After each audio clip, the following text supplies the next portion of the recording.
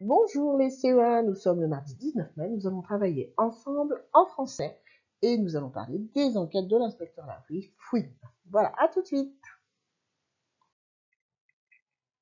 Alors, avant qu'on parle des enquêtes de l'inspecteur Lafouine, on va faire aujourd'hui la vidéo, elle est plus petite, mais il y a quand même un petit peu de travail puisque là, on va pas se voir mercredi, jeudi, vendredi, samedi et dimanche. Donc le travail, vous pouvez l'étaler comme vous voulez puisque c'est le pont de l'Ascension et que ça dure dans le temps. Mais je propose quand même un petit peu de travail malgré la classe virtuelle qu'on a eue ce matin où on a parlé des enquêtes, où on a travaillé un petit peu dessus. Je vous propose de réviser un petit peu le verbe avoir et le verbe être au présent. Pourquoi je propose cette révision? Parce que dès la semaine prochaine, nous allons attaquer un nouveau verbe au présent. Donc il est bien d'avoir bien cela dans la tête pour l'instant, puisque vous connaissez les verbes qui se terminent en R au présent. On avait vu pendant le confinement, au mois de mars, par là, vers fin mars, le verbe avoir et le verbe être. Vous aviez fait ça tout seul donc, à la maison. Donc là, on revient dessus. Je vous les ai mis sous les yeux. Vous aviez aussi votre leçon, si vous voulez. Vous pouvez aller la rechercher dans votre cahier rouge si vous les aviez imprimés. Et on va faire quelques exercices de révision dessus pour être bien paré à mettre le nouveau verbe en plus. Alors, voilà, je vous ai préparé pour l'instant 4 petites phrases pour qu'on révise ensemble, pour qu'on voit comment on fait. Donc, dans mes exercices, que ce soit le verbe être ou le verbe avoir, ils vont être mélangés, déjà. Première phrase, c'est vous, faim. Donc déjà, on va se dire, est-ce que je vais me dire vous avoir faim ou vous être faim? Quel verbe va aller le mieux?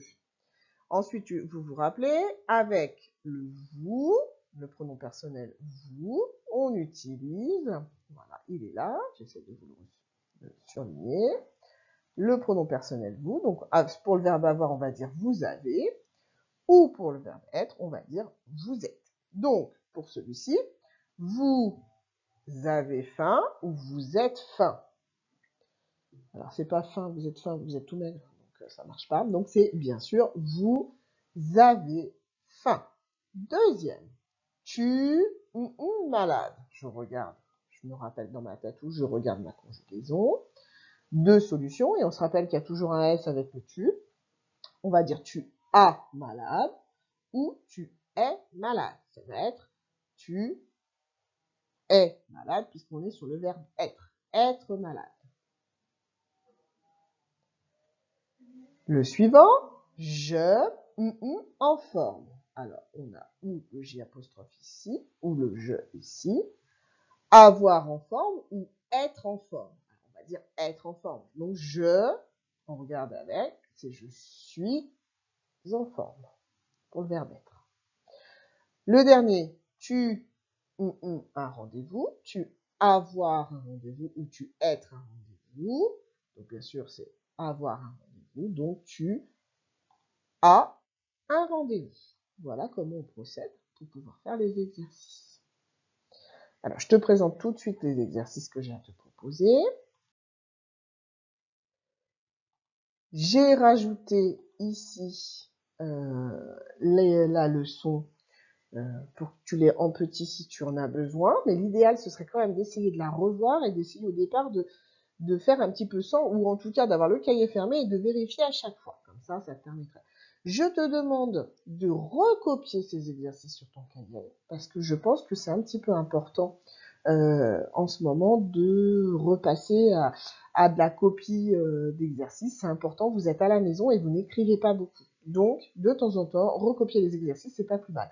Maintenant, tu n'es pas obligé de tout faire aujourd'hui, mardi. Tu peux en regarder un petit peu pour jeudi ou vendredi. Tu fais le numéro 1 aujourd'hui et puis l'autre un autre jour. Donc, tu dois compléter avec le verbe être ou le verbe avoir au présent dans chacun de ces exercices. Et je t'invite à me les envoyer ensuite en photo, que je sache un petit peu où tu en es. Parce qu'on reçoit des photos de certains, mais il y a des enfants pour lesquels je n'ai pas de nouvelles. Nous sommes très très inquiètes avec Madame Rouget de ne pas avoir de petits exercices, de ne pas voir ce qui se passe. Donc, voilà, pensez à nous envoyer régulièrement, ceux qui le font déjà, pas de souci. En général, d'ailleurs, on vous répond ou on vous corrige, vous avez déjà vu. Vous me faites ces exercices sur votre cahier de brouillon, vous n'oubliez pas de mettre la date, etc. Et puis voilà. Et je vous présente la suite du travail. Allez, encore un petit exercice comme on a fait hier. Tu sais, ces petits exercices instantanés, tu fais sur ton cahier de brouillon tout de suite. Et on corrige en même temps. Ça nous entraîne notre cerveau à catégoriser les mots. Ça veut dire à ranger les mots dans les bonnes boîtes pour bien les repérer. Et ça, c'est très important en grammaire. Je te propose les mots suivants. Le mot mûr, E avec ES à la fin. Ça veut dire il est mûr. Mûr. C'est pas le mur que j'ai derrière moi là. C'est un fruit qui est mûr. Enfin, là, plusieurs puisqu'il reste. Pomme avec un S. Cueille, le jardinier et les. Tu mets sur pause. On fait comme hier. Tu fais la phrase tranquillement, dans l'ordre, tu la remets dans le bon ordre. Et ensuite, sous chaque mot, tu m'indiques à quelle famille de mots ils appartiennent. Et ensuite, on se retrouve tout de suite après pour corriger. Allez, à toi de travailler. Donc, si on se retrouve, c'est que c'est fini. Tu triches pas, hein. J'espère que vraiment tu me fais ton travail à l'écrit. Et seulement ensuite, tu prends la correction. Hein. Sinon, ça ne sert à rien, ce serait dommage. Alors, allons-y, la phrase. Le jardinier cueille les pommes mûres. J'espère que tu l'as dans le bon sens. Le mot mûr pouvait pas aller avec jardinier, hein, parce que déjà, il était au pluriel. Et puis, le jardinier mûr cueille les pommes, ça ne veut pas dire grand-chose. Les pommes mûres cueillent le jardinier, pas beaucoup de sens non plus. Donc, la voilà. Allons-y. Le verbe. On imite le jardinier, on le mime, il est en train de cueillir ses pommes. Donc, le verbe, c'est cueille. Ensuite, on y va mot par mot. Le, allez, on n'a plus de problème sur cela, j'espère. Le déterminant. Jardinier, c'est une personne, une profession, ça représente une personne, donc c'est un nom. Le, les, eh bien, tu y vas, oui. Voilà, c'est un déterminant. Le mot pomme, c'est un fruit, donc c'est un nom, c'est un objet, un nom. Et le mot mûr, eh bien, c'est bien sûr l'adjectif parce que ça nous dit comment sont ces pommes. Les pommes, elles pourraient être rouges, elles pourraient être vertes. On aurait juste pu pas donner de précision et dire le jardinier cueille les pommes. Là, elles ont quelque chose de spécial, un peu plus spécial. Elles sont mûres. Voilà. Et ces exercices-là, on va s'entraîner à en faire régulièrement. Alors, la suite. Donc pendant les 4 à 5 jours qui sont devant toi, pendant lesquels je ne vais pas revenir vers toi pour te proposer du travail, je t'invite à finir la lecture de Corbel et Corbillot, tu pourras terminer. Il n'y aura pas de questionnaire de lecture puisque nous sommes passés un petit peu à autre chose pour essayer de... Ben voilà, peut-être que vous en aviez un petit peu marre des questionnaires de lecture. Faut pas hésiter à nous dire d'ailleurs un petit message. Hein, maîtresse, moi j'aimais bien la lecture dans la lavande des serpolets ou non, bah, je préfère les enquêtes de l'inspecteur Lafouine. Et auquel cas, bah, on fera un petit peu des deux. Ou, voilà, dites-nous ce qui se passe, dites-nous ce que vous ressentez. C'est important. Un petit message sur la messagerie Bénélu, il n'y a pas de problème. Et c'est normal de... Voilà, comme on ne peut pas se voir pour en parler, et ben nous, on aime bien avoir vos retours. Ensuite, on passe à la correction de l'inspecteur Lafouine. Donc, l'arrivée de l'inspecteur Lafouine, comme d'habitude, accompagné de la police, hein, policier lui-même. Ceux qui sont venus en classe virtuelle ce matin en visio, on a fait la correction ensemble. Donc, vous allez pouvoir passer cette rubrique et ensuite, si vous souhaitez, aller chercher la nouvelle enquête. Pour les autres, je vous affiche tout de suite la correction.